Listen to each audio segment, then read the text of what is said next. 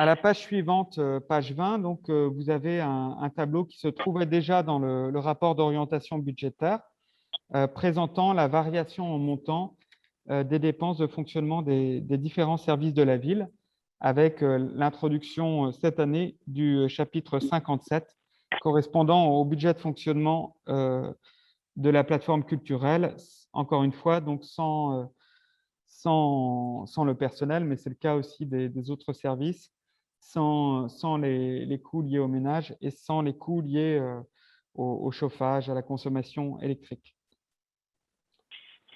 Pour ce qui est de l'investissement, donc ça c'est à la page 15. Donc la section d'investissement s'élèvera cette année à 12 443 000 euros, sur lesquels donc il y aura 9 980 000 euros de dépenses d'équipement.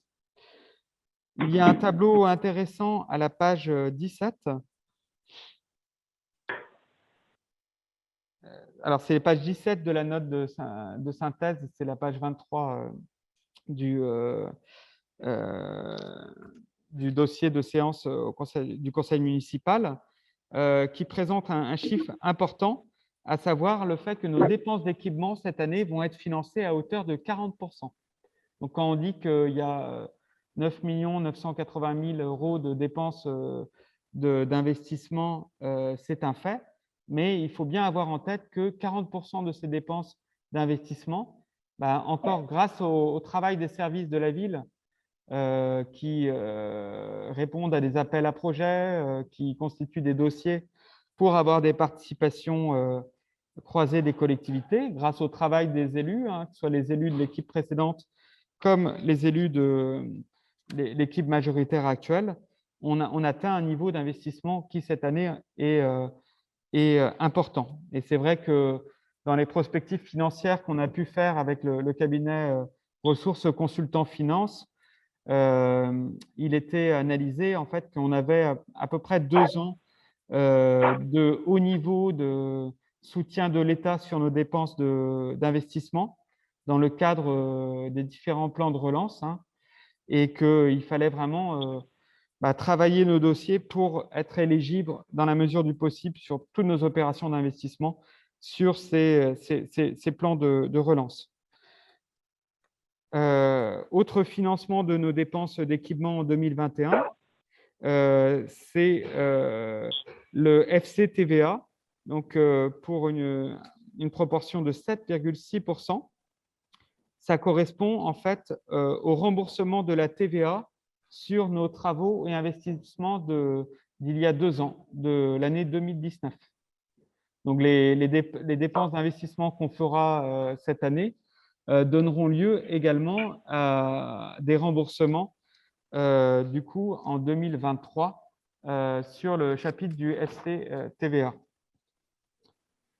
Vous avez un tableau tout à fait intéressant aussi à la page 18, et j'en profite pour remercier Valérie Auger, la directrice finance, pour la qualité de sa note de synthèse qu'on a travaillé en commun, qui présente donc le mode de financement de nos dépenses d'investissement, avec notamment en détail dans ce tableau analytique les différentes subventions auxquelles la ville a droit pour ses dépenses d'investissement cette année. À la page suivante, vous avez la répartition des dépenses d'investissement dans le camembert de droite par grand poste de dépenses. Et il apparaît très clairement que cette année, la culture, je regarde André Laurent qui est assis en face de moi, est à l'honneur, avec des dépenses très importantes pour la culture, notamment pour le musée et la plateforme culturelle. L'enseignement n'est pas oublié, on le verra tout à l'heure, puisque le montant global des dépenses d'investissement pour nos écoles est de 450 000 euros. 400 000 euros pour les travaux bâtiments scolaires, Donc ça, c'est le tableau de la page suivante, de la page 20 de la note de synthèse. 400 000 euros de travaux sur les bâtiments scolaires de l'école Jean Piaget, Jean Jaurès, Pointe-Ben, Gambetta, Diwan, Émile Clorec et Corentin Caher, qui correspondent principalement en fait à des travaux d'isolation thermique, de changement des fenêtres, de changement des verrières, et qui visent à nous permettre de réaliser des économies substantielles au niveau énergétique, ce qui a du sens et pour le budget de la ville et pour la transition écologique, pour la réduction des émissions de CO2. Parmi les gros postes de dépenses d'investissement, donc on a cette année évidemment le musée pour 2 800 000 euros, la plateforme culturelle avec des restes à réaliser pour un montant de 578 000 euros, 843, les bâtiments sportifs avec un certain nombre de travaux mineurs, mais qui vont améliorer la qualité d'accueil dans nos différents gymnases pour un montant de 308 000 euros. Les travaux Aquatzero pour le complexe de terrain synthétique de Quatzero, les nouvelles tribunes pour un montant de 1 225 000 euros. La maîtrise d'œuvre pour le centre de santé communal pour un montant de 60 000 euros. Le projet est lancé et il est bien avancé aussi du point de vue du contenu grâce à la commission des affaires sociales et du CCAS. La voie d'accès au port, donc là, c'est un reste à charge aussi pour un montant de 929 000 euros. La requalification de la route de Paris, donc là, c'est une première dépense et ça s'inscrit dans le cadre d'un plan pluriannuel de requalification de la route de Paris pour un montant de 200 000 euros. Et des dépenses qui sont à relier au programme de notre équipe majoritaire sur de la requalification urbaine, des portages d'opérations immobilières pour 400 000 euros et la restructuration de l'îlot du Dossen pour 400 000 euros. Donc, qui a été ciblé comme un quartier prioritaire pour la requalification urbaine. Pour ce qui est de l'installation des jeux dans les quartiers, pour un montant de 104 000 euros, ça correspond essentiellement à la fin des travaux du skatepark. Dans le tableau du bas de la page 2021, vous avez une présentation de la chaîne de l'épargne. Alors, il y a un chiffre qui est important à retenir, c'est les 20 133 000 euros qui correspondent à nos dépenses de fonctionnement réelles, hors transfert financier. Donc, c'est 20 133 000 euros qui seront dépensés réellement par les services de la ville en 2021, si on respecte évidemment notre prévision budgétaire. Page 23 du document de synthèse sur ce rapport primitif, vous avez les caractéristiques de la dette. Donc, il est à noter que l'encours de la dette au 31 décembre 2020 s'élève à 14 663 337 euros, avec un niveau de dette de 975 euros par habitant, qui correspond à la moyenne du niveau d'endettement par habitant des villes de la strate, entre 10 000 et 20 000 habitants. Le délai de désendettement minimal de la collectivité est de 6,4 ans. Donc, à la fin 2020, ce qui, là encore, est un niveau tout à fait acceptable. Mais nous avons évidemment le souci, dans les années futures, de garder ces bons ratios financiers qui nous permettent aussi d'emprunter à des taux bas. Actuellement, la dette comporte 14 contrats de prêt pour un taux moyen d'intérêt de 1,88% et 99% de ces emprunts sont sur du taux fixe. On estime qu'à la fin de l'année 2021, compte tenu de l'emprunt que nous comptons réaliser de 3 900 000 euros, le délai de désendettement, c'est-à-dire l'encours de la dette, sera de 7 ans, 7,1 ans. À la page 25, vous avez une présentation des budgets des annexes de la ville de Morlaix, qui sont importants et qui correspondent à des politiques publiques fortes aussi sur le pôle petite enfance et sur la cuisine centrale notamment.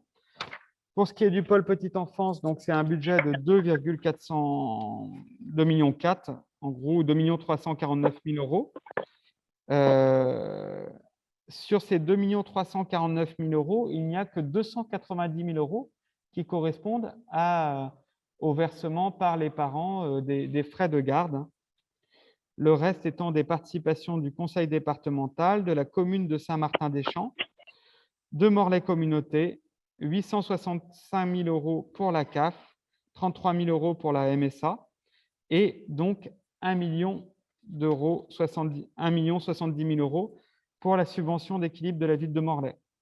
Là encore, je rappelle que cette somme ne sera peut-être pas intégralement consommée à la fin de l'année 2021. Elle n'a pas été à la fin de l'année 2020.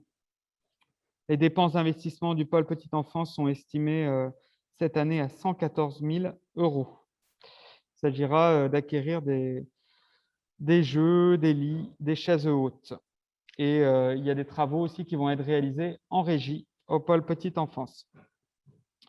Pour la cuisine centrale, on a aussi un budget qui équivaut quasiment à celui du pôle petite enfance, un budget de 2,4 millions d'euros, avec une subvention d'équilibre prévue de 80 000 euros cette année. On vient d'apprendre qu'on aurait sans doute des travaux à réaliser sur notre système frigorifique qui est ancien, qui date, qui a l'âge de la cuisine centrale, qui nécessiteront probablement un financement complémentaire et peut-être aussi quelques pertes de recettes à prévoir liées à la fermeture des écoles. Pour ce qui est du parc de Langolvas, donc au chapitre 2.3, la subvention d'équilibre sera fixée cette année à 157 960 euros. Donc supérieure par rapport à la subvention d'équilibre normale, en fait, mais c'est lié à l'annulation d'un certain nombre d'événements. Pour ce qui est des lotissements, pas de grandes nouveautés. Sur le lotissement de Loré-du-Bois, il reste deux terrains à vendre. Et sur le lotissement de la rue Camaria-Ploujean, tout a été vendu. Donc voilà, donc la page suivante, page 27, vous avez la présentation budgétaire consolidée intégrant donc, les budgets annexes de la ville sur le fonctionnement et sur l'investissement. Et donc, je reviens au préambule du document, c'est-à-dire le vote sur ce budget primitif 2021 qui, pour le résumer en synthèse, se caractérise par une volonté de sérieux, de maîtrise et de stabilité de nos dépenses de fonctionnement et par un niveau de dépenses d'investissement élevé. J'avais eu l'occasion avec Monsieur le maire de le présenter lors du rapport d'orientation budgétaire. 10 millions de dépenses d'équipement cette année, à peu près 10 millions. Sur ces 10 millions, il y avait 6 millions qui étaient déjà, qui correspondaient à des coûts-partis et à des travaux de voirie qui sont incontournables. On assume ces dépenses de fonctionnement qui vont améliorer l'attractivité de la ville et répondre aussi à un certain nombre de services publics d'intérêt général. Il est évident qu'on ne pourra pas être à 10 millions de dépenses d'investissement chaque année jusqu'en 2026. Donc, considérant que le budget de la commune est proposé par le maire et voté par le conseil municipal, considérant que le budget est l'acte qui prévoit et autorise les recettes et les dépenses pour une année donnée, considérant que cet acte prévisionnel peut être modifié ou complété en cours d'exécution par l'Assemblée délibérante, Si les termes de cette délibération vous agréent, il est proposé aux membres de l'Assemblée délibérante d'approuver le budget primitif 2021. Et donc, la Commission des affaires générales et financières, dans sa séance du 22 mars 2021, a émis un avis favorable à la majorité.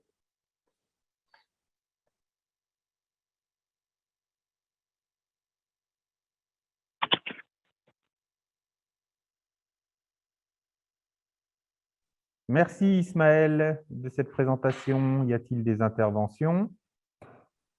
Oui, s'il vous plaît. Nous vous écoutons. Je ne donnerai pas de scoop ce soir. Nous voterons contre ce budget. Non pas comme il est de tradition que l'opposition vote contre le budget, mais parce qu'il me semble qu'il y a deux éléments saillants qui justifient pleinement ce vote d'opposition. Lorsqu'une équipe municipale change, le premier budget est évidemment la conséquence du travail de la précédente équipe et la conséquence de la gestion de la précédente équipe. Autrement dit, le budget que vous avez pu travailler est l'héritage que nous vous avons laissé, et contrairement à 2008 où nous avions trouvé une situation catastrophique, nous vous avons laissé un très bel héritage, reconnu par les autorités financières, puisque comme cela est souligné page 29, la ville de Morlaix affiche une note de 100% 1A sur la charte de bonne conduite, charte qui traduit la qualité de gestion d'une collectivité. Et je dois dire que la petite musique que vous vous plaisez à jouer en laissant entendre que la ville était mal gérée n'est vraiment pas correcte. Parce que je vous ai entendu tout à l'heure, vous étiez pratiquement à deux doigts de dire que les caisses étaient vides. Le budget dit exactement le contraire. Exactement le contraire. Il est donc d'autant plus regrettable qu'à la lecture des choix qui nous ont été exposés, que vous avez fait, on observe qu'il y a des choses positives, bien sûr, évidemment et heureusement. Mais on observe aussi qu'ils se traduisent, ces choix, principalement par une dégradation des services à la population. Je m'explique. Tous les budgets de fonctionnement des services sont à la baisse. Et particulièrement les services directement au bénéfice de la population. La propreté urbaine, moins 7,5%, la logistique, moins 23%, la police municipale, moins 26,8%, la vie associative, moins 75, moins de 75%, particulièrement les associations caritatives qui apportent un soutien essentiel à la population. Je crois bien vous avoir entendu parler de crise. Et pourtant, les besoins sont en constante augmentation et bien sûr, particulièrement dans le contexte que nous vivons. Le sport aussi, moins 7,6%. Le rugby, par exemple, pour ne parler que de lui, comment cela va-t-il se traduire au quotidien et concrètement, puisque c'est ça qui est intéressant finalement. Ça veut dire que les routes et les rues seront moins entretenues. Je n'ai pas parlé des travaux de voirie. Ismaël Dupont a parlé des travaux de voirie qui sont incontournables et particulièrement lourds à Morlaix. On le sait, à cause des intempéries, à cause de configurations particulières. Je parle de l'entretien. Les routes et les rues seront moins entretenues et certains Morlaisiens d'ailleurs nous disent que ça a déjà commencé. Cela veut dire que les travaux seront moins rapides.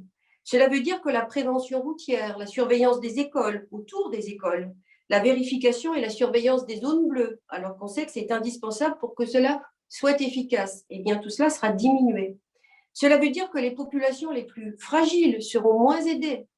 Les projets, c'est bien, mais le quotidien, qu'en fait-on? Bref, tous ces services seront dégradés et nous le déplorons.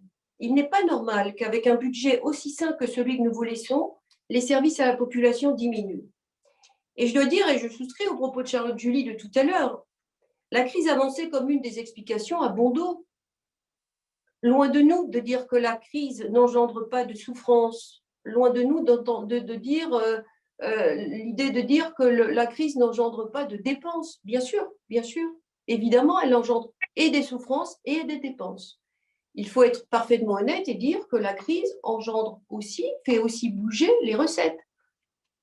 Donc, c'est pas tout à fait, la vision que vous donnez n'est pas tout à fait exacte. Les tickets sport, par exemple, ont été annulés, alors qu'on sait bien que dans d'autres communes, des moyens ont été trouvés pour continuer à trouver des solutions pour que les enfants puissent avoir une activité physique. Là, vous avez fait une recette. Je vous rappelle au passage que la crise en 2020, elle était déjà là d'ailleurs. La fermeture de la piscine sur laquelle vous semblez revenir, mais sur laquelle nous vous avions interpellé, c'était un choix au moment où vous aviez décidé de ne pas la laisser ouverte, alors même qu'il était possible de le faire. Eh bien, c'était un choix de facilité. La communication, vous baissez la communication de moins 28%, alors qu'on sait bien que précisément dans le contexte, dans le lien avec les Morlaisiennes et les Morlaisiens, c'est important. Eh bien, vous baissez la communication. Donc, on voit bien que ce que vous dites que vous faites ne correspond pas à ce que vous aviez dit que vous alliez faire. Et c'est tout à fait dommage. Et je vous ai entendu tout à l'heure dire je ne suis plus dans la campagne, c'est fini la campagne. Pourquoi? Ça voudrait dire qu'en campagne, on dit quelque chose et ensuite, quand on est aux affaires, on fait ce qu'on veut, on fait autre chose. Je trouve le raisonnement un petit peu fallacieux. Alors, c'est sûr que vous avez décidé, et c'est tout à fait normal, et je souscris à l'idée de continuité démocratique qui a été évoquée tout à l'heure. Vous avez dit, on ne peut pas tout faire, puis on a trouvé des difficultés, ça n'avait pas été budgété pour la virgule, le musée, c'est une catastrophe, enfin, tout va être la faute du musée d'ailleurs, j'ai bien compris. Mais quand on transfère des centaines de milliers d'euros d'un programme qui était clairement estampillé, clairement identifié communal vers un équipement communautaire comme la toiture de la Manu, c'est sûr qu'on se prive d'un certain nombre de recettes. Et nous regrettons d'autant plus ces choix que parallèlement à ça, les taxes, les charges financières pour la population, imposées à la population, elles augmentent. Le forfait post-stationnement, c'est-à-dire la contravention pour dépassement d'horaire, fait plus que doubler de 17 à 35 euros en période de crise. Est-ce que c'est raisonnable? Malgré vos promesses de campagne, je maintiens ce qu'a dit Charlotte Julie, la taxe foncière ne baisse pas, alors même que nous l'avions baissée et que vous aviez indiqué que vous la baisseriez encore davantage. Donc là, nous ne sommes pas au rendez-vous de la parole donnée. L'eau augmente. Bien sûr, c'est communautaire, mais pour le porte-monnaie de la ménagère, c'est la même chose. La taxe ordure ménagère continue à augmenter avec aussi une dégradation de services. Et on ne peut donc vraiment pas se satisfaire de ces choix qui pénalisent tous les Morlaisiens. Alors, quant aux investissements, bien sûr, il y a des efforts positifs. Mais principalement parce que vous récoltez les fruits de notre travail. Et si vous vous autorisez à autant d'investissements, il faudrait être fair play, il faudrait reconnaître que, Ismaël Dupont l'a dit d'ailleurs, pour beaucoup, ce sont des coups partis. Reste à savoir si vous les auriez arrêtés si vous aviez pu, peut-être certains vous les auriez arrêtés, puis vous avez engagé d'autres investissements. Et vous allez passer en gros l'année 2021, et je vous en félicite par avance, à inaugurer des équipements que nous avons voulu et que nous avons lancés. La plateforme culturelle, rue de Paris, le skatepark, le plateau footballistique par exemple, ou bien poursuivre des chantiers entamés comme la voie d'accès au port. Mais n'inversons pas les propos. Lorsque nous voyons budgéter 60 000 euros pour le centre de santé municipal, en dehors même de ce qu'on peut en penser, et nous respectons parfaitement l'idée et l'alternance aussi, et donc le fait d'avoir des idées et de vouloir les appliquer, ça me semble évidemment élémentaire dans la vie démocratique. Néanmoins, nous ne voyons aucune étude d'impact sur le coût de fonctionnement. Je vous entends penser tout bas ou tout haut sur le fonctionnement de la virgule. Nous avions imaginé des schémas de fonctionnement, mais nous ne sommes pas dans la même démarche de penser que pour fonctionner, il faut recruter, toujours recruter et encore recruter. Je vous assure, il y a des tas d'autres moyens de faire les choses. En conclusion, vous proposez aujourd'hui au vote un budget qui est manifestement, et c'est ce qui nous inquiète le plus, et c'est pour ça que je le dis un peu plus gravement que le reste du propos, ce vote de budget correspond finalement au début d'une histoire que les Morlaisiens ont déjà connue parce qu'elle s'est mal terminée, et elle s'est terminée en 2008 lorsque nous avons trouvé les caisses vides. Et nous vous invitons par conséquent à une très grande prudence, sans imaginer que, évidemment, vous entendrez cela, mais je me souviens parfaitement que lorsque nous sommes arrivés, nous avons examiné ce qui avait été fait de bien, ce qui n'avait pas été fait, ce qui avait, à nos yeux, été mal fait. Il faut savoir reconnaître ce qui a été bien fait par les autres, mais surtout, il faut aussi savoir identifier les erreurs que nos pairs, que ceux qui pensent comme nous, que ceux qui ont les mêmes valeurs que nous, sont aussi capables de faire. Ils s'en trouvent. Je vous remercie. Merci de votre intervention. Y a-t-il d'autres demandes d'intervention? Ismaël Dupont. Oui, je crois que dans un passé récent, on a un autre exemple d'histoire qui s'est mal terminée. Les Morlésiens ont quand même décidé de porter notre liste aux responsabilités à 55%. Donc, on peut revenir sur 2008. C'est ce que vous avez fait d'ailleurs pendant 12 ans. Mais il y a quand même une réalité. La réalité, c'était celle de l'envie d'un nouveau souffle pour la ville, d'une nouvelle gouvernance et sans doute aussi d'une gouvernance plus modeste, plus humble, moins fanfaronne. Sur les dépenses des services, vous avez dit tous les services baissent de dépenses de fonctionnement. C'est faux. Il y a un certain nombre de transferts d'un service à l'autre. Notamment, vous avez parlé de la baisse de 75% des dépenses de la vie associative. Vous n'êtes pas sans savoir, puisque ça a été exprimé lors du rapport d'orientation budgétaire, qu'il y a eu un transfert d'une partie des subventions aux associations qui étaient gérées dans le cadre du service vie associative vers la culture et vers la jeunesse et sport. Donc, en réalité, vous le verrez tout à l'heure lors du vote des subventions, il n'y a pas de baisse du montant global des subventions. Par ailleurs, tous les ajustements qui ont été faits sur le budget prévisionnel des services l'ont été en concertation avec les responsables de services et en calculant les sommes au plus juste. Donc, je m'inscris en faux vraiment sur l'idée qu'on aurait rogné sur les dépenses de vie quotidienne au service des Morlésiens.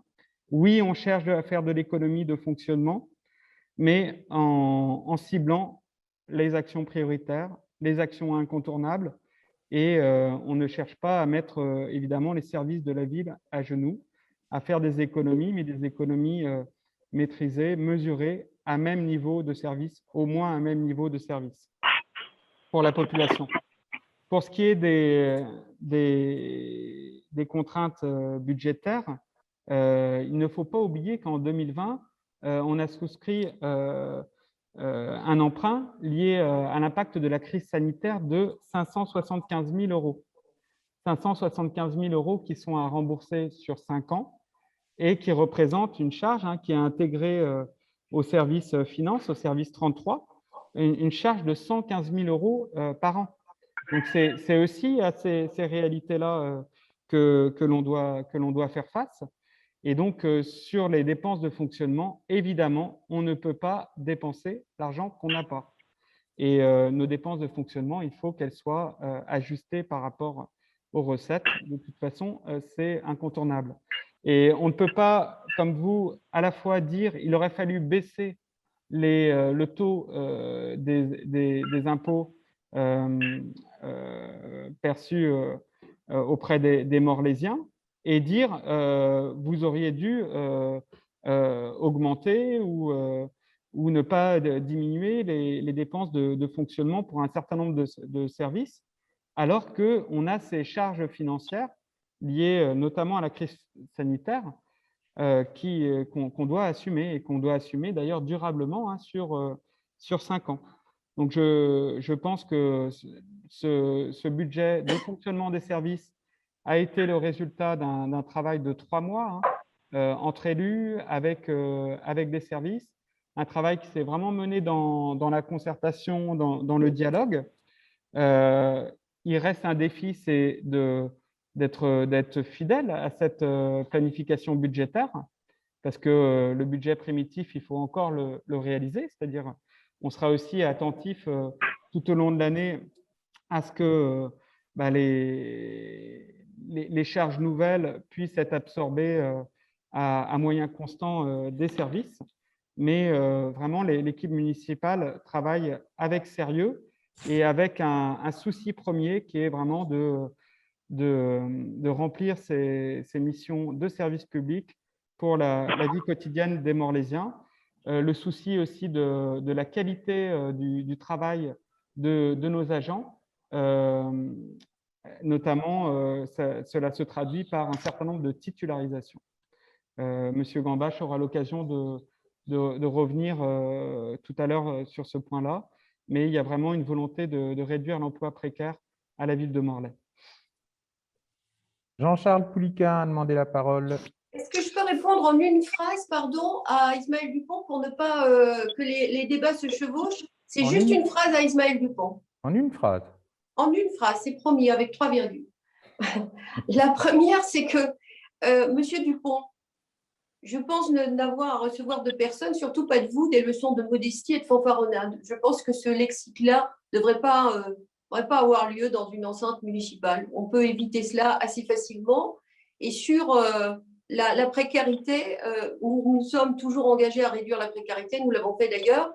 Mais si j'étais vous, je m'interrogerais moins sur la précarité des agents de la ville de Morlaix que sur les départs réitérés, récurrents, renouvelés et relativement accélérés de certains agents. Mais pour tout le reste, je pense que notre échange avait une certaine tenue, mis à part votre sortie de route sur la fanfaronnade et la modestie.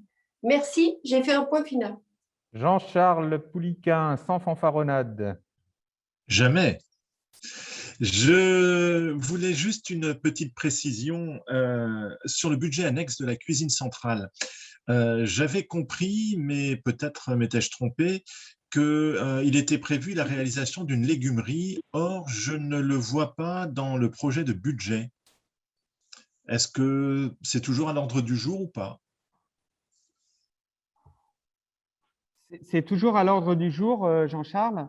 Par contre, on n'a pas obtenu la subvention que l'on convoitait dans le cadre des appels à projets du plan de relance au titre de la transition écologique.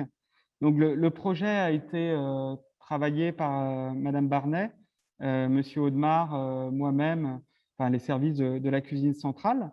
On pense que c'est indispensable si on veut monter en qualité, notamment en termes d'approvisionnement en produits bio et en produits de circuits courts, parce qu'actuellement, en fait, à la cuisine centrale, il n'y a pas réellement les moyens de transformer du produit brut. Donc, on a beaucoup de légumes qui arrivent directement découpés, lavés, etc. Donc, la légumerie est évidemment un investissement indispensable. On n'abandonne pas le projet. On travaille d'ailleurs, Nathalie Barnet aura peut-être l'occasion de le dire, mais on travaille avec des partenaires pour remplir d'autres appels à projets. Et c'est sûr que si on veut satisfaire les objectifs de la loi Egalim et améliorer le contenu des assiettes de nos enfants, même si le travail actuel est à un niveau satisfaisant en termes qualitatifs, hein. On a des retours positifs de nos clients extérieurs, que ce soit les collectivités ou les écoles privées ou les EHPAD. Mais si on veut remplir ces objectifs de la loi Egalim, en termes de produits bio, en termes de produits issus de l'agriculture paysanne, en termes de circuits courts, la légumerie est certainement un incontournable. J'ai une demande de parole de Nathalie Barnet, puis après Christophe Stewart. Et j'avais oublié, excusez-moi, j'avais oublié la demande de parole ici dans la salle d'Yvon Laurence. Donc Yvon Laurence, Nathalie Barnet et Christophe Stewart. Merci. Je voulais juste dire 2 mots sur l'héritage. Moi, l'héritage du skatepark, je m'en félicite. Je ne passe pas par 4 chemins. Je suis très heureux d'avoir pu conduire ces travaux parce qu'ils ont été très bien préparés avant. Là-dessus, je n'ai aucun problème. Par contre, ce n'est pas comme ça tout le temps. Donc, il faut savoir aussi le reconnaître de l'autre côté. Vous avez évoqué le rugby, Madame Lebrun. Je peux vous dire que l'héritage sur l'entretien des terrains de quai en roue, Ce n'est pas une mince affaire. Et le club de rugby ne me parle pas de ce qui s'est passé cet hiver ou l'hiver d'avant. Non. 3 ans, 4 ans, 5 ans, sans aucune réponse. Donc, je veux bien qu'on parle de mauvais héritage, mais évoquons, soyons objectifs. La deuxième chose que je voulais dire, on reviendra sur les subventions tout à l'heure, c'est sur les tickets sport. Les tickets sport, effectivement, en février, on n'a pas ouvert les tickets sport. Que fallait-il faire? Les cinémas sont fermés, les gymnases sont fermés, la piscine est fermée. On est au mois de février. Eh bien, on a appliqué le principe de précaution. Ce n'est peut-être pas la meilleure solution, mais en tout cas, c'est ce qu'on a fait. Et je vous dis pourquoi on l'a fait. Donc là-dedans, il n'est pas question d'argent, il n'est pas question de ceci, de cela. Il est juste question d'enfants. Et on a fait au mieux pour eux. Nathalie Barnet. Oui, merci. Bonsoir à tous. D'abord, je suis ravie que Christophe Couliquin, effectivement, s'intéresse à notre programme et concernant la légumerie. Effectivement, on en a pas encore parlé parce que c'est encore en projet et pas en chantier. Donc, pour le moment, ce qui est fait, pour donner quelques précisions, c'est que effectivement, le budget d'une légumerie mobile, donc qui serait annexé à la cuisine centrale, est d'environ 100 000 €. Et donc, on a répondu à un appel à projet pour être financé autour de 70%, et c'était un appel à projet national. On n'a pas eu une réponse favorable, mais on nous a proposé de répondre à l'appel à projet du coup départemental. Donc, on y travaille. On a déjà eu une réunion avec les services techniques donc, pour faire des plans pour cette légumerie qui serait mobile. Hein. Ce sera un mobilhome implanté à la cuisine centrale. Et par ailleurs, pour le financement, on va taper à la porte aussi de l'Europe avec un fonds leader. Voilà, et puis effectivement, c'est un axe important de la transition écologique que de bien manger. Donc, ça nous tient beaucoup à cœur et je pense que là, je pense qu'on est unanime. Hein. Et ben voilà, donc c'était juste pour apporter quelques précisions là-dessus. Okay. Je souscris tout à fait aux objectifs. Hein. Un peu de vigilance tout de même sur l'équilibre économique de la légumerie. Il est toujours difficile à trouver, donc attention sur ce point. Christophe Stewart. Oui, bonjour à tous. En fait, la lecture du budget m'appelle à deux questions. Déjà, je découvre un certain nombre de projets qui n'ont pas été portés à notre connaissance lors des différentes commissions aménagement environnement, malgré le fait qu'ils soient chiffrés et budgétisés, ce qui veut dire qu'ils sont quand même relativement avancés. Donc ma question, c'est de savoir si ce type de projet pouvait être porté à notre connaissance sur la commission dédiée. Le deuxième point, au mois de février, donc j'avais posé des questions sur la gestion des eaux pluviales du projet de plateau footballistique de Quad-Zéro. On m'a dit revenir vers moi assez rapidement. J'attends toujours la réponse et malgré tout, je vois en fait que ce projet, il est chiffré à l'euro près. Donc, ce qui veut dire que quelque part, le projet est bien abouti. Donc, je voudrais savoir pourquoi j'ai toujours pas eu de réponse à mes questionnements. Voilà, merci. Alors, j'ai encore une demande de parole de Charlotte Julie. Oui, merci. Je voulais juste répondre à Monsieur Laurence concernant le rugby. Vous n'êtes pas sans savoir et vous l'avez entre les mains, maintenant que nous avions initié un audit des terrains qui concerne tous les terrains en herbe et les terrains stabilisés de la ville, que des opérations avaient été programmées dans notre plan pluriannuel d'investissement, qu'une main courante a été déjà achetée sur le budget 2019 et que vous avez lancé un appel d'offres pour notamment une scarification du terrain du VU3. D'ailleurs, je vous retourne la question, où en sont ces travaux?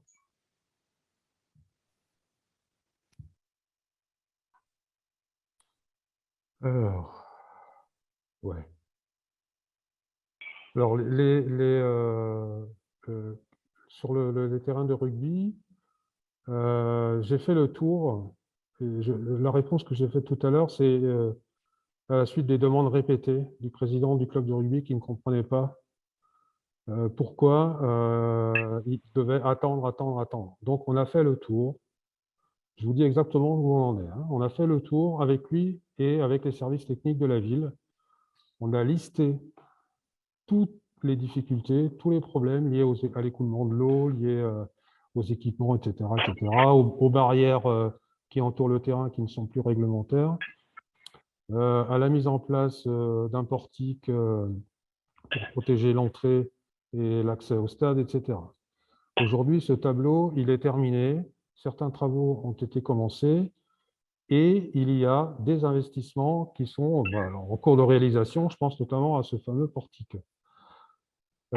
Pour le reste, vous m'avez demandé quoi ah oui, alors si, sur l'audit que vous avez commandé en 2019, moi, quand je cherche à savoir ce qui a été mis derrière comme financement, j'y arrive pas. Donc, on reprend à zéro et on avance. Et voilà.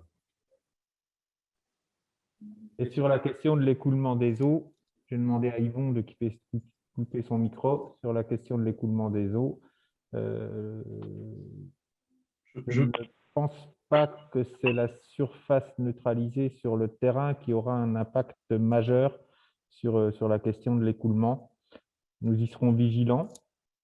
Mais une donnée qui est désormais connue en hydrographie sur l'ensemble du bassin versant de Jarlot et du Quai-Fleught, l'impact des surfaces qui sont artificialisées est évalué au mieux entre 1 à 3% dans le niveau de la crête d'inondation à Morlaix.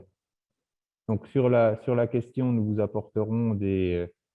Oui, je vous vois hocher du doigt, on vous apportera une réponse. Oui, il doit certainement y avoir des travaux complémentaires pour que celle-ci ne vous ait pas été encore donnée. Je continue quand même sur la réaction, puisqu'on a annoncé lors des premières interventions des baisses majeures sur le budget. Il y a quelques années, il y avait eu des réaffectations du budget. Effectivement, nous avions posé la question et c'est exactement ce qui s'est passé cette année. Quand le budget par service vous est présenté, page 20, c'est effectivement qu'un certain nombre d'associations qui étaient, par exemple, agrégées dans la vie associative ont été rebasculées dans la culture ou rebasculées dans le sport. Et faire une lecture de ce tableau en disant, par exemple, que sur la vie associative, notre niveau d'intervention ne baisserait de 75% est une erreur. Est une erreur et on le verra dans les attributions aux associations, mais c'est une erreur de lecture de ce tableau, puisque les pourcentages s'expliquent. Et ils avaient d'ores et déjà été abordés et expliqués, notamment à la dernière commission des finances. Parce que sur l'intervention pour le service des Morlaisiens, en fait, on a une véritable stabilité des moyens alloués pour l'intervention des Morlaisiens, puisque de 22 970 000, on passe à 23 010 000. Donc une légère augmentation qui correspond en plus à 0,2%, qui pourrait être comparable à l'augmentation des bases fiscales cette année par l'État. Donc, on est dans quelque chose qui est quasi semblable en termes d'intervention. Nous avons également fait, comme vous l'aviez fait il y a quelques années, des modifications en termes de gestion des différents budgets.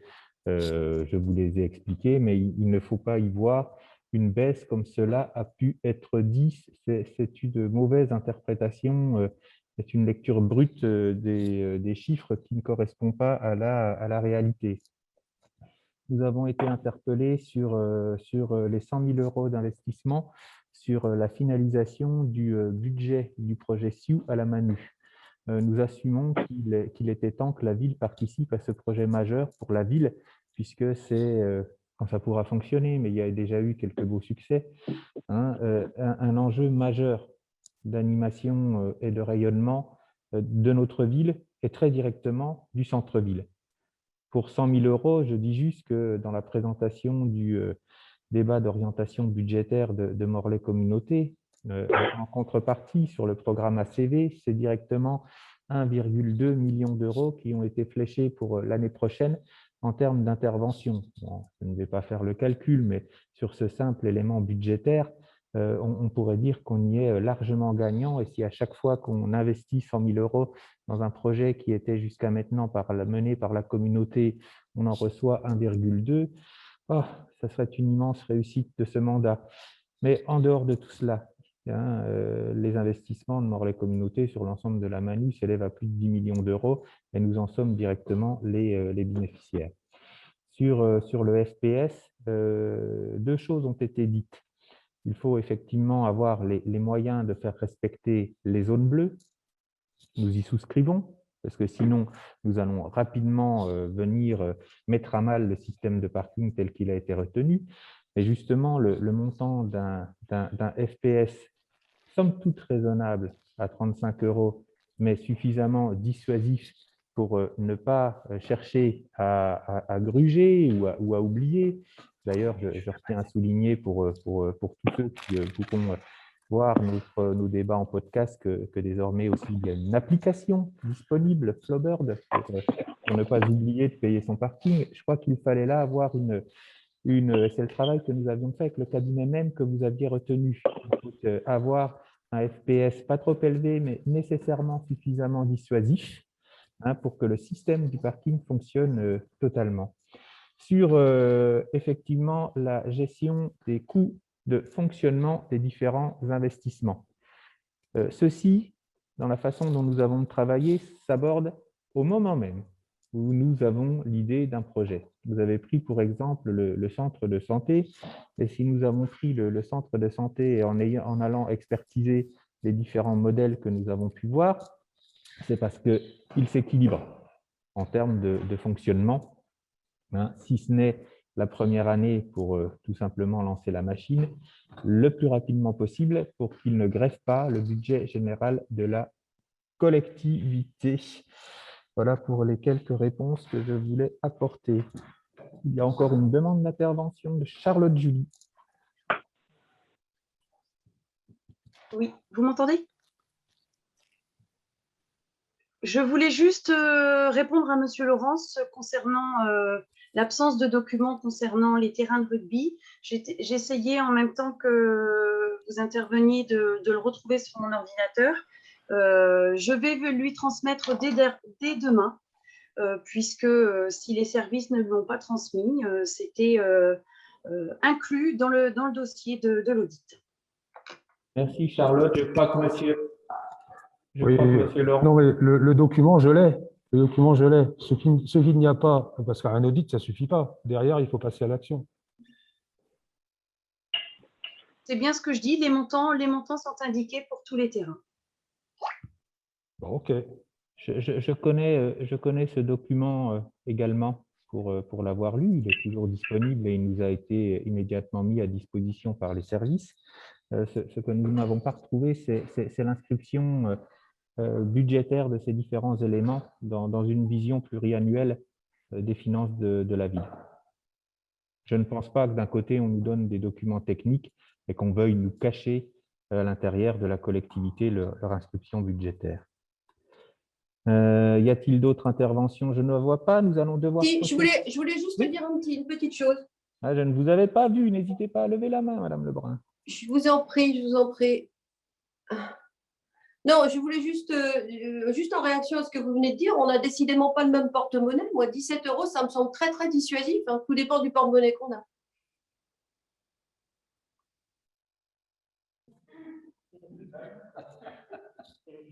Bien. N'hésitons pas à dire que pour que le système fonctionne totalement, il y a un certain nombre de parkings gratuits dans l'immédiate proximité du centre-ville, et que les 35 €, je vais vous dire, ils nous ont été soufflés par le cabinet que vous aviez retenu pour effectivement avoir le bon niveau de FPS qui permette au système d'assurer la bonne rotation du dispositif, et qui permettent aussi d'assurer que les zones bleues soient bien en rotation tout au long de la journée Et les premiers retours que nous en avons, c'est que visiblement, ça marche pas trop mal, voire même plutôt bien. Tant mieux, tant mieux. C'était aussi une proposition que nous avait fait le cabinet, en effet, et que nous avions refusé pour un motif purement social. Chacun ses priorités. N'hésitez pas à le relever en commission quand vous en avez l'occasion. Et nous allons procéder aux opérations de vote. Nous devons voter sur les différents budgets, le budget principal et les budgets annexes. À chaque fois, le vote, je l'appelle à un moment s'il n'y a pas de modification dans les votes. Vous me le direz. Sur le budget principal, y a-t-il des abstentions? Il n'y a pas d'abstention. Y a-t-il des oppositions? 1, 2, 3, Yannick Rioux. 4. Charlotte Julie et Christophe Stewart. Georges Oregan. Georges Oregan. Pas d'autres oppositions. 6 oppositions. Merci. Pour le budget annexe de la cuisine centrale, y a-t-il des modifications? A priori pas, donc j'appelle les abstentions, il n'y en a pas. Les oppositions, il y en a donc 6. Sur le budget du pôle petite enfance, pas de modification de vote, je l'appelle donc. Y a-t-il des abstentions? Il n'y en a pas. Y a-t-il des oppositions? Toujours 6. Sur le pot, nous en sommes au parc de Langolvas. Des abstentions, non. Des oppositions, 6. Sur le budget du lotissement de l'Orée-du-Bois, y a-t-il des abstentions? Il n'y en a pas. Des oppositions, 6. Sur le budget du lotissement Kermaria, y a-t-il des abstentions? Il n'y en a pas. Des oppositions, toujours 6. Je vous remercie. Et nous allons pouvoir passer au point suivant, toujours avec Ismaël Dupont et l'admission en non-valeur de produits irrecouvrables. Je souhaiterais faire une intervention, monsieur le maire. Mais oui, je vous en prie. Oui, le vote du budget, au-delà de l'acte juridique et financier qu'il constitue, est également un acte politique essentiel dans la vie municipale. Et c'est l'occasion d'affirmer des valeurs, une ligne politique et de montrer comment elles vont se traduire en actes. C'est donc le moment pour chaque élu de se situer et de dire s'il s'inscrit ou non dans les valeurs et dans le projet proposé, de dire à quel groupe il appartient. Donc le vote de ce soir entérine donc le changement de groupe de notre colistière Marie-Gall Wedek. C'est son choix. Mais nous nous étonnons qu'après avoir défendu nos valeurs et notre projet politique à 4 reprises, en 2001, en 2008, en 2014 et en 2020, après avoir également soutenu par sa présence sur la liste le projet de Bernadette Malgorn lors d'élections régionales, nous nous étonnons qu'elle ait fait ce choix. Et à vrai dire, ce qui nous étonne au moins autant, monsieur le maire, qui avait évoqué en début de ce conseil, je vous cite, le respect du choix des Morlaisiennes et des Morlaisiens, qui avait affirmé et répété « Je suis sorti de la campagne municipale », ce qui nous étonne au moins autant, c'est que vous vous inscriviez dans ces pratiques politiques qu'on espérait disparues, qui consistent à faire alliance à tout va, un jour avec l'un, le lendemain contre lui, puis à nouveau ensemble, avec le PCS, contre lui, encore avec, et puis les Verts, la coopérative citoyenne, d'autres formations encore. Aujourd'hui, la droite. Qui demain? Qui seront les nouveaux venus? Qui seront les prochains exclus? Quand on se fait le chantre de la démocratie renouvelée, de la modernité démocratique, on ne fait pas ce genre de coup. Et on respecte le scrutin et la volonté exprimée par les Morlaisiennes et les Morlaisiens. L'équilibre politique qu'ils ont décidé pour cette assemblée, celui qu'ils ont exprimé par leur vote, c'est 26 élus d'un côté et 7 élus de l'autre, et pas autre chose. Vous vous honoreriez, monsieur le maire, mesdames et messieurs de la majorité municipale, en respectant cette volonté.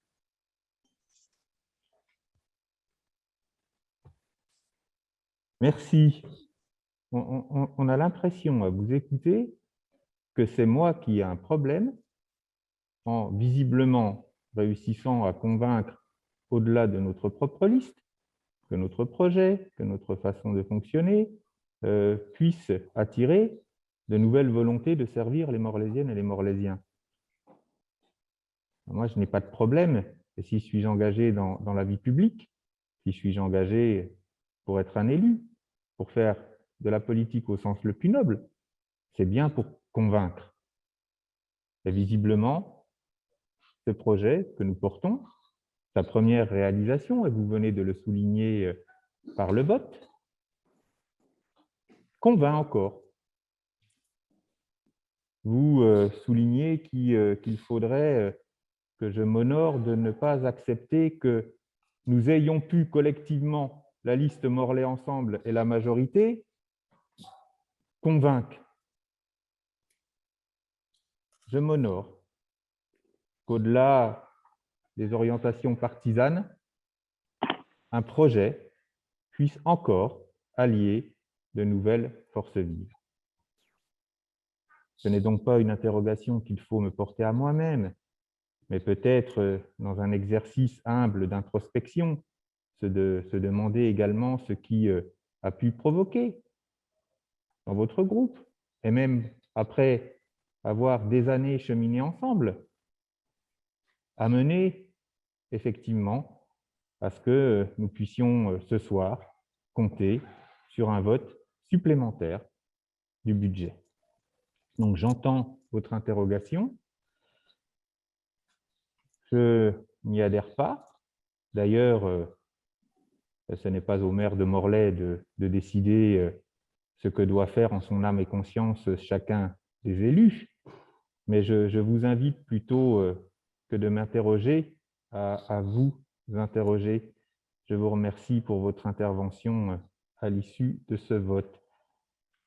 Nous allons reprendre le cours des délibérations de ce soir. Ismaël Dupont, je vous redonne la parole.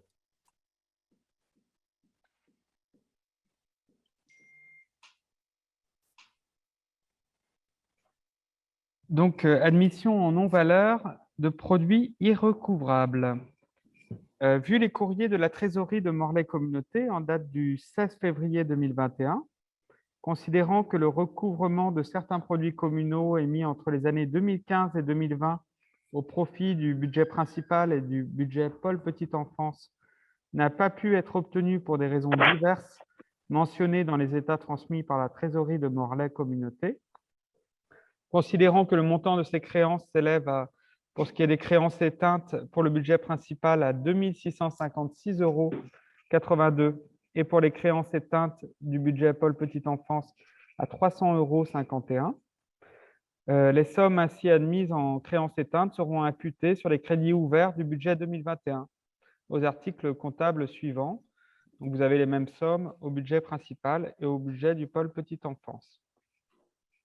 Donc, il est proposé aux membres de l'Assemblée délibérante d'adopter cette délibération qui est une délibération classique. Y a-t-il des interventions sur cette délibération?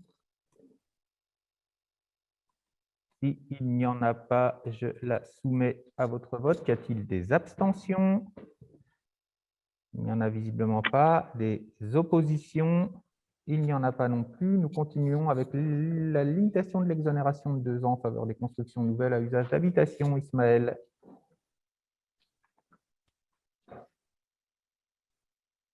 Donc, c'est une conséquence en fait du transfert de la part départementale sur le foncier bâti pour compenser la suppression de la taxe d'habitation. Donc, vu les dispositions de l'article 1383 du Code général des impôts permettant au conseil municipal de limiter l'exonération de 2 ans de taxes foncières sur les propriétés bâties en faveur des constructions nouvelles, addition de construction, reconstruction et conversion de bâtiments ruraux en logements en ce qui concerne les immeubles à usage d'habitation.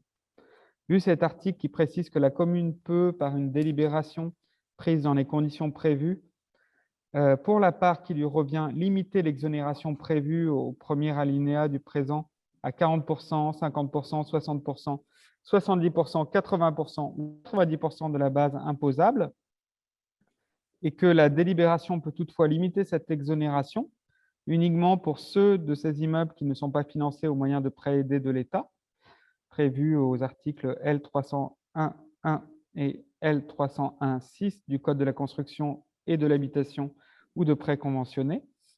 Considérant que jusqu'à la réforme de la taxe d'habitation, cette exonération était obligatoire pour la part départementale et facultative pour la part communale, considérant que la commune, par délibération en date du 30 septembre 2008, a supprimé cette exonération pour tous les locaux, considérant que cette décision permettait une imposition des redevables sur la seule part communale, considérant qu'avec la réforme de la taxe d'habitation pour les locaux achevée en 2021, la commune souhaite continuer à bénéficier de cette mesure en limitant l'exonération à 40%, estimation du maintien de la part départementale, une délibération est à prendre obligatoirement avant le 30 septembre 2021. Donc, il s'agit tout simplement, en résumé, de sécuriser nos recettes fiscales sur le foncier bâti en restant dans le cadre en fait, qui avait été fixé par la délibération du 30 septembre 2008 qui ne prévoyait pas d'exonération sur la part communale du foncier bâti pour les constructions neuves sur les 2 premières années en fait, de ces habitations nouvelles. Donc, la Commission des affaires générales et financières, dans sa séance du 22 mars 2021, a émis un avis favorable à l'unanimité. Y a-t-il des interventions sur cette question? Je n'en vois pas, je la soumets à votre vote. Y a-t-il des abstentions? Il n'y en a pas, merci. Y a-t-il des oppositions? Je vous remercie.